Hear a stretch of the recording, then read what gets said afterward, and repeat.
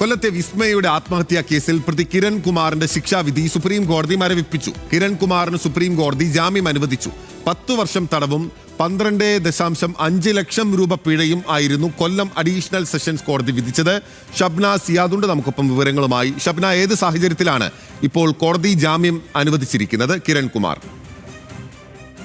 ബിനിൽ, വിസ്മയുടെ ആത്മഹത്യയുമായി ബന്ധപ്പെട്ട് പ്രതി കിരൺകുമാറിന്റെ ശിക്ഷാവിധി മരവിപ്പിക്കണം എന്നൊരാവശ്യം കിരൺ ഉന്നയിച്ചിരുന്നു. ഇതിന്റെ അടിസ്ഥാനത്തിലാണ് ശിക്ഷാവിധി മരവിപ്പിച്ച് ജാമ്യം അനുവദിച്ചിട്ടുള്ളത്.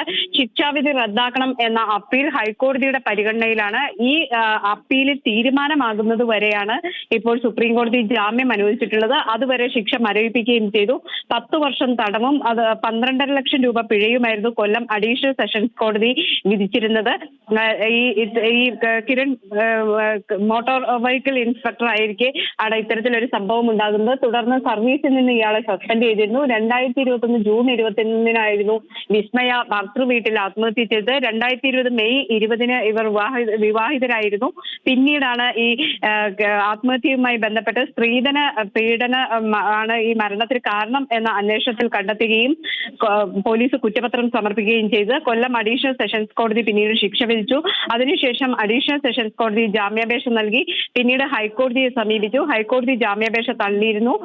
അതിനുശേഷം ഈ കേസ് റദ്ദാക്കണം എന്നൊരാവശ്യം ഹൈക്കോടതിക്ക് മുമ്പാകെ ഉന്നയിച്ചു.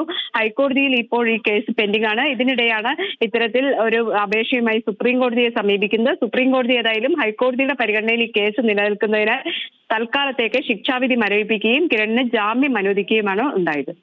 ഓക്കെ, ഇപ്പോൾ കിരൺ കുമാറിനെ സംബന്ധിച്ച് ഒരു വിജയമാണ്. ശിക്ഷാവിധി സുപ്രീം കോടതി മരവിപ്പിച്ചിരിക്കുകയാണ്. കിരൺ കുമാറിന് സുപ്രീം കോടതി ജാമ്യം അനുവദിച്ചിരിക്കുകയാണ്. കേരളം ആകെ ചർച്ച ചെയ്ത വലിയ ഒരു വാർത്തയായിരുന്നു കൊല്ലം നിലമേലിലെ വിസ്മയുടെ ആത്മഹത്യ.